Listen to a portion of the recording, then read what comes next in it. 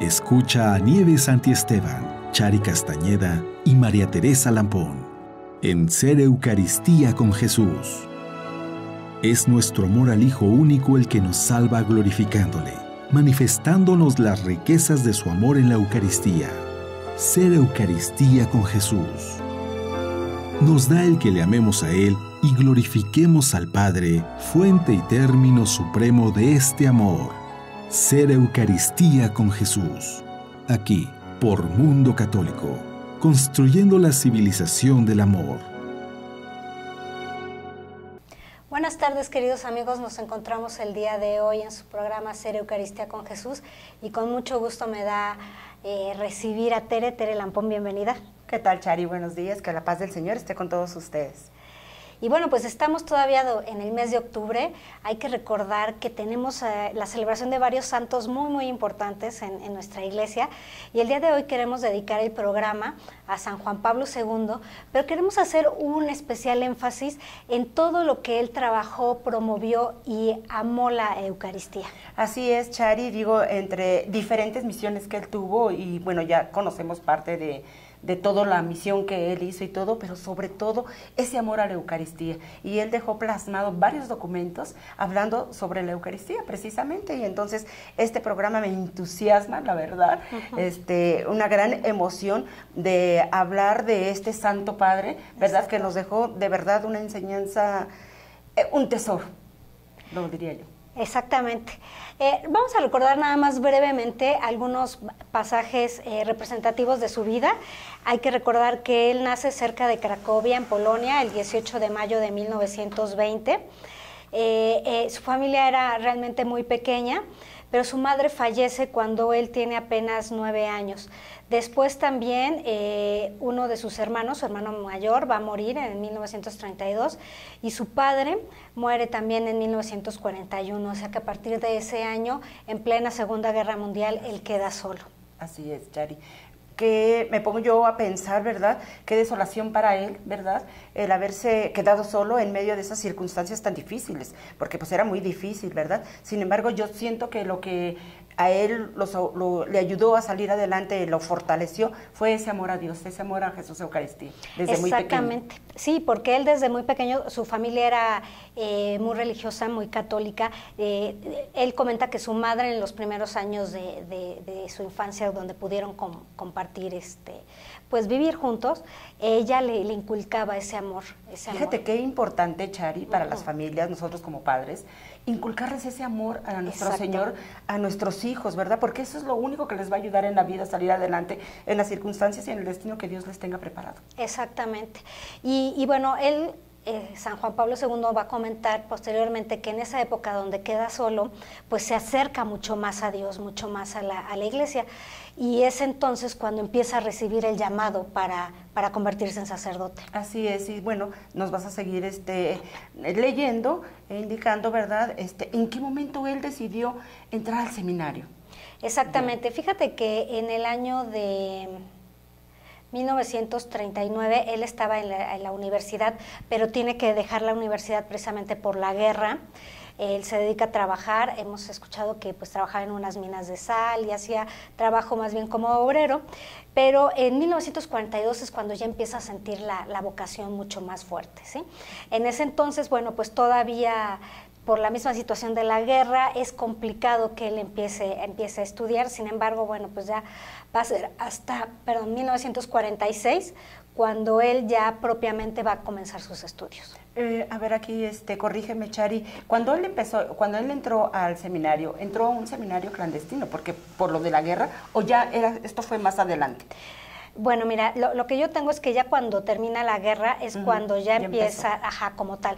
Puede ser que haya tenido algunos estudios preliminares, como dices, en forma clandestina, pero ya propiamente es cuando termina la guerra. Es cuando ya terminó la guerra, porque también tengo por entendido que también él formaba parte de un teatro, pero también clandestino. Exactamente, ¿verdad? Justamente en esa época. También, sí. A él siempre le gustó, le llamó la atención el arte, y a través del teatro él él, bueno, pues obviamente podrá expresarse a sí mismo, y más adelante, bueno, pues él se va a dar cuenta de que es una forma en la que también podemos llevar a Dios a los demás a través del arte. Fíjate nada más que interesante, ¿no? Una forma, Sí.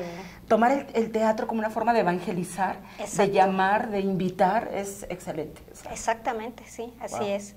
Bueno, pues ya para 1953, él ya obtiene su título como tal, él, pues ya es sacerdote, sigue Ordenó. estudiando, exactamente, sigue obteniendo, pues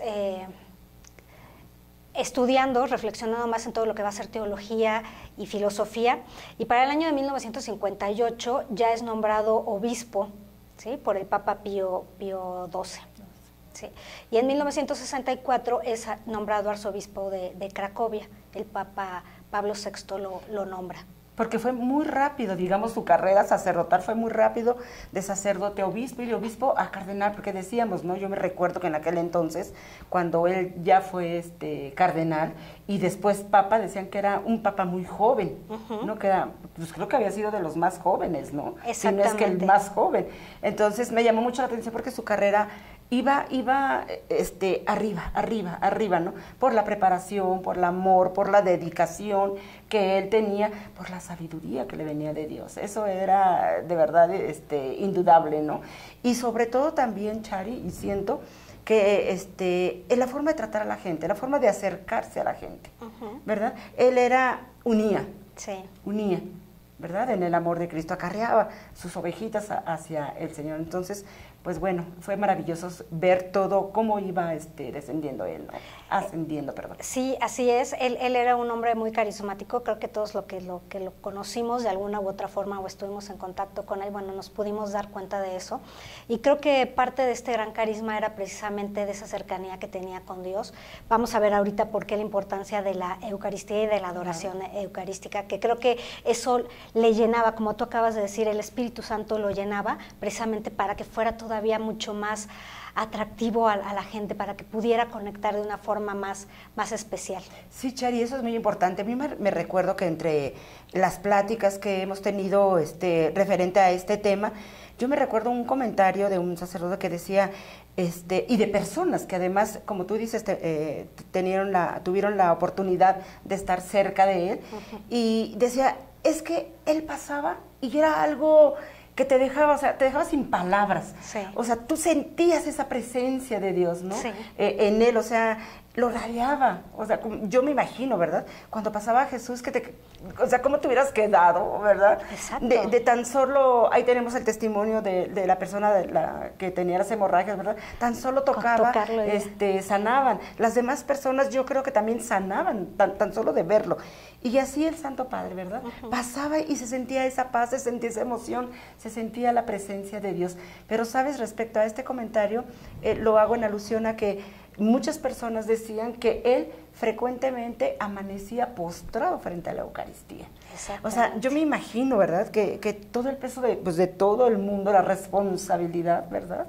Que es ser el pastor, ¿verdad?, de nuestra iglesia y todo, pues solamente lleno de Dios podía salir adelante. Exactamente. ¿No? Fíjate que yo creo que de alguna forma todas las experiencias tan fuertes que vivió a lo largo de su vida le ayudaron mucho a forjar, obviamente, su carácter, a preparar la misión, porque después se tuvo que enfrentar con situaciones históricas muy, muy difíciles. Así es. Y también ayudó a que se solucionaran muchísimos problemas que en ese momento vivía la humanidad. Así es, y en todo mundo, porque él se preparaba para ir a todos lados, ¿verdad? Dejaba cansancio, dejaba, pues me imagino todo el trabajo de un papa, ¿verdad?, para ir a los lugares donde él sentía que hacía falta. Exacto. Y los mensajes que dejaba. Eso de verdad a mí también me llenaba, ¿verdad? Porque es que solamente la sabiduría de Dios, ¿verdad? Sí. Saber en cada uno. Aquí sus visitas, ¿verdad? De llamar a los jóvenes, de que pues no es nada más el tener a Dios. No significa estar rezando a todo momento o estar tristes. Él nos demostraba esa alegría, ¿verdad? Sí. Esa caridad de acoger a todos, de llamar ese llamado a los jóvenes. Sí. Él se contagiaba, ¿verdad? Con la alegría y el entusiasmo de los jóvenes, ¿verdad? Sí. Me acuerdo porque yo vivía por San Ángel y él se hospedó muy cerca de ahí, en una casa de religiosas de ahí, muy cerca de San Ángel, y llegaba un momento en que decía, Papa necesita descansar. Sí, o sea, él quisiera estar toda la noche cantando, él quisiera estar con toda la gente que estaba ahí, pero Papa necesitaba descansar, indudablemente. ¿Cómo me recuerda esos detalles, Chari? Sí, son maravillosos. Y fíjate que, bueno, antes de pasar esta parte nada más para complementar, él es nombrado Papa el 16 de octubre de 1978. Y su pontificado tuvo casi una duración de 27 años, hizo más de 263, bueno, no, más bien fue el Papa número 263 e hizo innumerables viajes alrededor del mundo. Y entonces aquí retomando sus viajes a México, fíjate que yo he oído también varias historias de que estando aquí en México, él por la noche se quedaba haciendo adoración ante el Santísimo Sacramento o ante el Sagrario, y cuentan por ahí algunas personas que al día siguiente regresaban y lo encontraban ahí. O sea, toda la noche se pasaba haciendo adoración. Así es. Otra cosa que a mí me llamó mucho la atención es indudablemente que pese al cansancio de las actividades que había tenido en el día, él no se iba a recostar en su cama, él estaba en postración, ¿verdad, Chari? Y él se confesaba cada 8 días. Mira. Cada 8 días. Imagínate, él que prácticamente un santo, ¿no? Sí. Yo me recuerdo que una vez que decían, es que, ¿por qué tienes que venir cada 8 días a confesarte? O sea, pues si el Papa se confesaba cada 8 días. Pero bueno, también yo imagino que él se tenía que enfrentar a cosas también mucho más difíciles, ¿no? Muchísimo más difíciles. Entonces él reconocía que tenía que estar preparado, ¿no? Indudablemente, que eran cosas muy difíciles, Chari, pero en la vida cotidiana de un ser humano, cualquiera, nosotros como pecadores, también nos enfrentamos en cosas difíciles, no, claro, no tanto como la responsabilidad de un papa, ¿verdad? Claro. Pero solamente las circunstancias y los problemas de la vida los vamos a poder superar estando en la gracia de Dios. Eso para mí fue escuela, ¿no? Cuando a mí me comentaron eso me quedé así como que, ¿cómo? Sí. ¿Papa? Sí. ¿Sí? Sí. Para poder enfrentar cualquier circunstancia de tu vida no hay como la oración, y la oración para ser escuchada se necesita la gracia. Sí, exactamente. Ahora también, pues cada quien en conciencia sabrá en qué momento se tiene que confesar. Definitivo. Entonces, él seguramente, bueno, pues él en conciencia sabía que cada 8 días tenía que estarse confesando, pues adelante, ¿no? Así es. Qué bueno, qué bueno. Así es. Sí. Entonces, bueno, pues ya una vez que él es Papa, pues bueno, va a darle como que no una renovación, porque precisamente ya le había tocado vivir el Concilio Vaticano II, en donde se había dado una renovación muy importante a todo lo que era la Iglesia en ese entonces, pero como que va a dar énfasis a ciertos aspectos en los cuales que va a ir recapacitando. Y entonces, al tener un pontificado tan largo, pues le da oportunidad de reflexionar en muchísimos puntos. Y entonces la Eucaristía pues va a ser un punto muy importante que él va a estar recordándonos a lo largo del tiempo. Mira, tengo algunos datos que él empieza a hacer reflexiones y catequesis muy específicas acerca de la Eucaristía desde el año de 1989. Y se los voy a mencionar nada más brevemente, comentando cuáles eran los temas principales que tocaba, y después vamos a ahondar en los documentos o las cartas que él ya elaboró como tal, directamente focalizados en la Eucaristía, y el hecho de que también nombra un año, que también vamos a ver cuál, específicamente dedicado a la Eucaristía. Así es, Chari, adelante. Entonces, bueno, vamos a ver que en 1989, el 13 de septiembre, él nos va a platicar acerca de la importancia y cómo está presente el Espíritu Santo en la Eucaristía. Después, en 1992, él nos va a hablar acerca de la Eucaristía en la Iglesia, de cómo la comunidad que se va haciendo entre el sacerdote y el sacramento, cómo va a ser la importancia, la presencia fundamental de la Eucaristía en la Iglesia como fundamento para que funcione y para que permanezca. Posteriormente, en el año de 1993, él nos va a hablar acerca de la espiritualidad del presbítero, y por qué la Eucaristía va a estar presente en esa vida espiritual del presbítero. Para 1990 bueno, más bien ya para el año 2000, ya hay que recordar que hay un jubileo por el nuevo milenio. Entonces, a lo largo de este año, bueno, va a haber una serie de celebraciones, hay que recordar que hubo indulgencias, se abrió la Puerta Santa, pero él va a dedicar varias homilías a lo largo del año a enfocarse directamente en la Eucaristía. Y entonces, bueno, vamos a mencionar brevemente las que tiene durante el mes de septiembre. Nos habla acerca de la Eucaristía, suprema celebración terrena de la gloria. Eso me encanta porque es que estamos celebrando aquí en la tierra lo que se celebra también en el cielo. Así es. También nos va a decir en octubre que a través de la Eucaristía podemos hacer una memoria, una remembranza de las maravillas que Dios hace o que ha hecho a lo largo de la historia de la humanidad. Para el mismo mes de octubre, el día 11, nos va a recordar que la Eucaristía va a ser un sacrificio de alabanza, que va a ser un banquete de comunión con Dios, que la Eucaristía, esto me encanta, nos va a abrir el futuro con Dios, nos va a ir preparando precisamente para esa vida futura que vamos a tener con Dios. Sí, sí. Además, él nos dice que la palabra, la Eucaristía y los cristianos podemos unirnos, los cristianos de cualquier religión, no solamente de los católicos, nos podemos estar uniendo a través de ellos, de la palabra y de la Eucaristía. Entonces, que va a ser un elemento de unidad, un sacramento de unidad muy, muy importante. Y bueno, y va a ser en el año de 2003 cuando ya se va a publicar su carta, la carta encíclica Ecclesia de Eucaristía, en donde la va a dirigir pues no solamente a los obispos, a los presbíteros, a los diáconos, sino también a todas las personas consagradas y a todos los laicos en general. Y aquí entonces nos va a hablar y va a enfatizar mucho acerca de lo que va a ser la Eucaristía y la relación con la Iglesia. Excelente, son documentos muy importantes que todos los laicos, nosotros, tenemos la obligación de leerlos, porque dejó paso por paso, o sea, es tan, lo voy a usar mis palabras, tan rico, ¿verdad? Sí. Todo lo que contiene las encíclicas, y es bueno saberlo, porque nos va indicando todo, y esto va dirigido no nada más a los sacerdotes, como tú decías, también a nosotros que también estamos obligados a estar preparados, ¿verdad?, para asistir a la Eucaristía, para saber a qué vamos, por qué vamos, a quién vamos a recibir. Me encantó en uno de los documentos donde él dice que la Eucaristía es el corazón de la Iglesia. Exacto. Eso se me grabó para toda la vida, créeme, desde que lo leí dije, bueno, es verdad, qué bonita comparación, ¿verdad? Porque en nuestro cuerpo el corazón es importante, ¿cierto? Sí. Porque es el que bombea la sangre para todo nuestro, todos nuestros órganos, ¿verdad? Y son los que los mantiene vivos. A veces el cerebro como que sigue funcionando, pero si falta el corazón. Ya.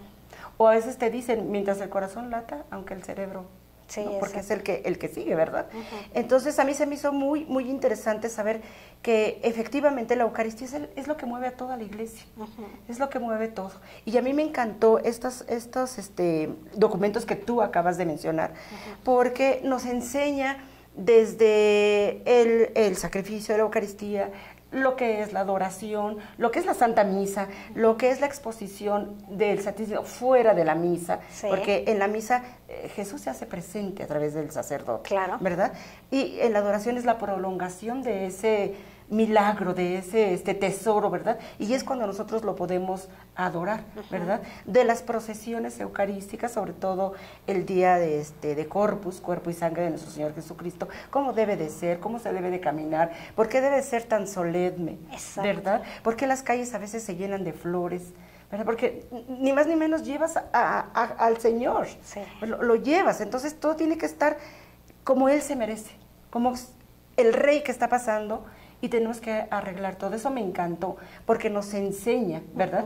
Incluso en ese año que se abrieron los documentos, nos enseñó desde el mantel, como debe de ser, porque antes era verde, tiempo ordinario, morado, etcétera, según la liturgia que se vivía. El mantel de un altar siempre tiene que ser blanco. Exacto. Después se puede recubrir ya después de la celebración con un mantel que vaya haciendo referencia al ciclo litúrgico. A la liturgia que estamos viviendo. Ajá. Pero para ser presente a nuestro Señor tiene que ser blanco, impecable. Sí.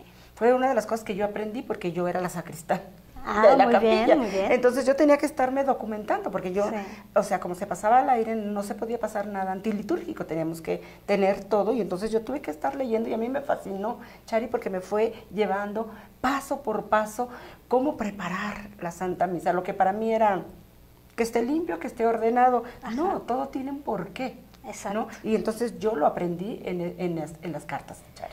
Sí, fíjate que es importante comentar que, bueno, las cartas van a ser nuestra referencia, como tú bien dices, para saber qué es lo que tenemos que hacer, cómo lo tenemos que hacer y por qué lo tenemos que hacer.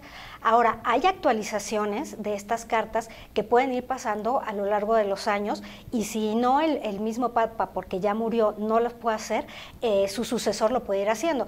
Entonces, algunas de las recomendaciones o de las direcciones o directrices que nos da San Juan Pablo II en sus cartas pudieron haber sido modificadas en su momento por Benedicto XVI, o pueden en algún momento también ser actualizadas por el Papa Francisco y así sucesivamente.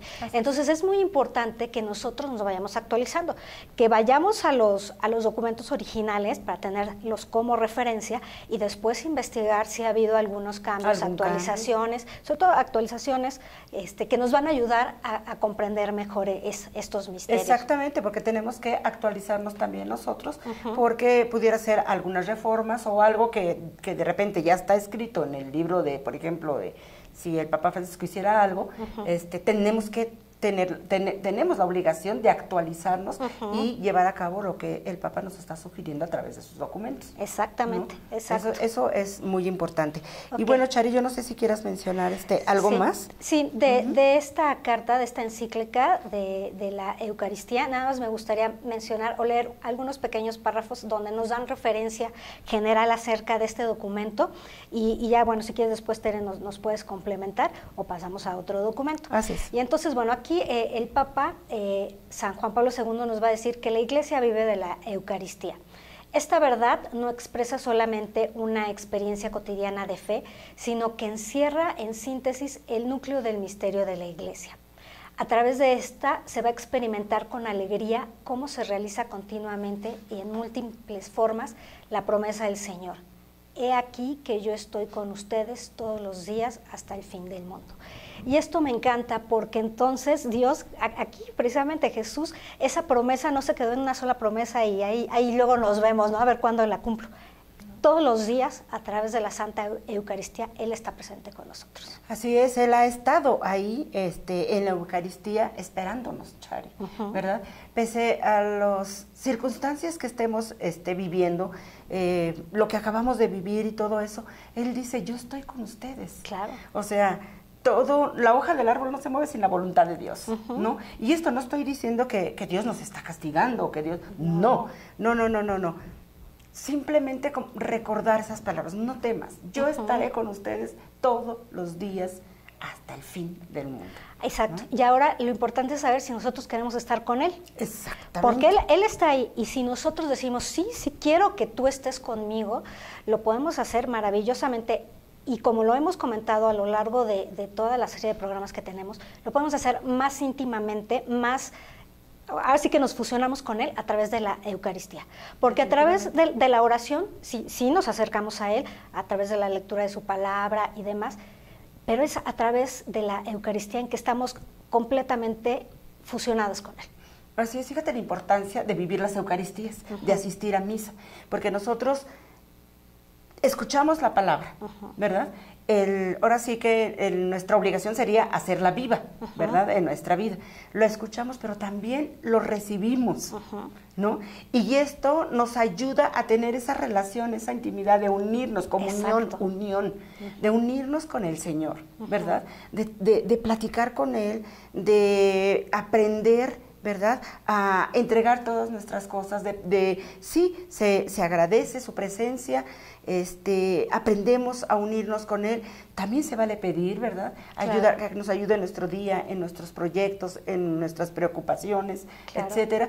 Pero también tenemos que tener un momento donde hay que adorar al Rey, hay que adorar a la persona que estamos recibiendo, porque a veces como que se nos olvida esa partecita, ¿verdad? Sí, gracias por recibirte, pero te pido. Hay que adorarlo, hay que alabarlo. Dice en su palabra, ¿verdad? Busquen primero el reino y lo demás se te dará por añadidura, ¿no? Exacto. Si estuviéramos frente, pues no sé, a un rey muy importante y todo, no le vamos a decir de entrada, te pido, ayúdame, ¿me entiendes? Es pues saludarlo, ¿verdad? Y alabarlo, adorarlo, que eso es lo que nuestra alma necesita, tener esa adoración. Porque luego dices, tengo esto, pero hay algo que me hace falta, hay algo que dentro de mí me pide, ¿verdad? Es eso, hermano, adorar a nuestro Señor, recibirlo para adorarlo. Y créeme que después de que lo adoras, después de que lo alabas, se te olvida lo que te necesitas. Fíjate que has dicho algo maravilloso, Tere. Realmente Dios quiere que lo adoremos por beneficio nuestro, porque los primeros beneficiados vamos a ser nosotros. Él definitivamente, si no lo adoráramos, bueno, sigue siendo Dios y sigue siendo inmenso y maravilloso. Pero Él quiere compartirnos eso, quiere que nosotros lo adoremos precisamente para que nosotros mismos nos vayamos transformando.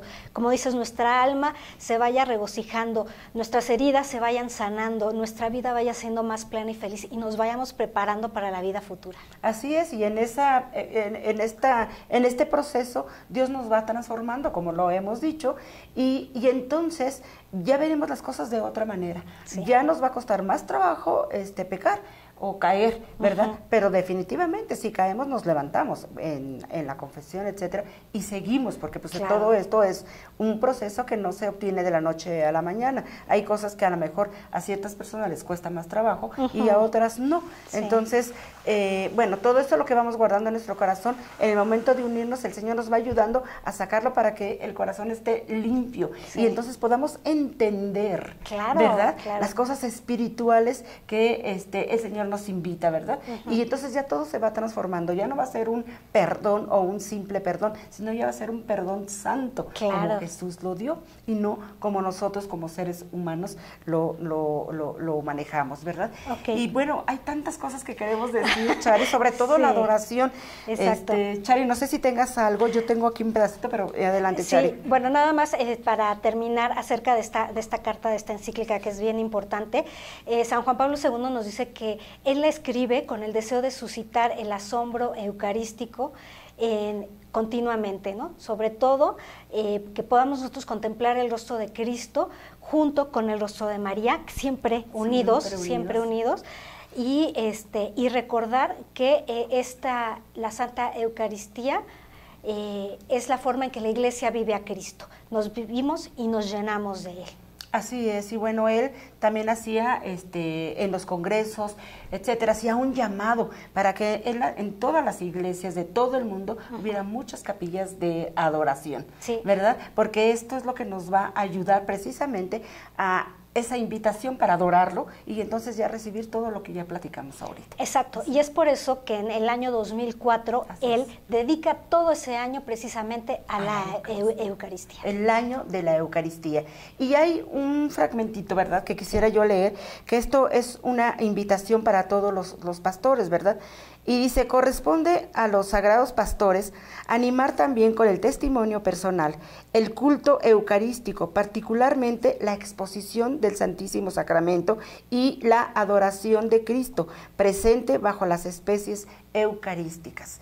Todos necesitamos, para llevar a cabo nuestra misión, pues de tener esa adoración justamente. Y esa invitación que está haciendo a todos los pastores, ¿verdad? Tanto de que a mí me impacta ver que los sacerdotes también van a su hora, también se comprometen, a mí anótame a tales horas, a mí eso me llena de mucha alegría, porque ellos son los principales, ¿verdad? Que saben la necesidad de llenarse para poder guiar a su comunidad, para poder guiar a sus ovejitas, ovejitas, ¿verdad? Como decimos. Entonces, esto a mí se me hizo muy importante mencionarlo, ¿verdad? Porque este es un llamado desde este año, que fue el año de la Eucaristía, y esta encíclica que es muy importante, donde ahí menciona la importancia de la adoración, Chari. Sí, este documento que se llama la Eucaristía, Sacramento de la Redención, que es otro documento adicional al que él también ya había escrito de la Iglesia de Eucaristía, y además el del año de la Eucaristía. Se los recomiendo. La importancia de la Eucaristía que tuvo para San Juan Pablo II. Algo también, ya nada más para terminar, los congresos eucarísticos. Él también dio mucho énfasis, mucho apoyo a que se estuvieran haciendo. Recordar que cada 4 años se estableció que se iba a celebrar el Congreso Eucarístico Internacional. El último que tuvimos fue en el año 2016, que fue en Filipinas. En el 2020 será el siguiente. También él pidió que se sigan celebrando los congresos eucarísticos nacionales, que tuvimos también en 2015 aquí en México, en la ciudad de Monterrey. También los congresos eucarísticos, se me está yendo un poco la voz, congresos eucarísticos arquidiocesanos, como tuvimos el año pasado en la Arquidiócesis de la Ciudad de México. Entonces, bueno, pues los invitamos a que consulten estos documentos si quieren saber más, conocer más o recordar más acerca de la importancia de las bendiciones que nos da la Santa Eucaristía. Así es, Chari, que es importante lo que tú estás diciendo, y si me permites, nada más voy a leer por último, ¿verdad? Una de las frases que el Santo Padre nos dejó, y dice: contemplar el rostro de Cristo y contemplarlo con María es el programa que he indicado a la Iglesia en el alba del tercer milenio, invitándola a remar mar adentro en las aguas de la historia con el entusiasmo de una nueva evangelización. Ay, precioso. Hermoso. Con María, que ella es la que nos lleva, con nuestra Madre Santísima, ¿verdad? Porque donde está Jesús, está su mamá. Exactamente. Pues muchísimas gracias, Tere, por acompañarnos en este programa tan lindo, tan de la mano, o tan cumpliendo con lo que queremos dar a conocer en precisamente Ser Eucaristía con Jesús. Gracias por la invitación, Chari, que Dios los bendiga a todos. Muchas gracias. Mundo Católico, construyendo la civilización del amor, presentó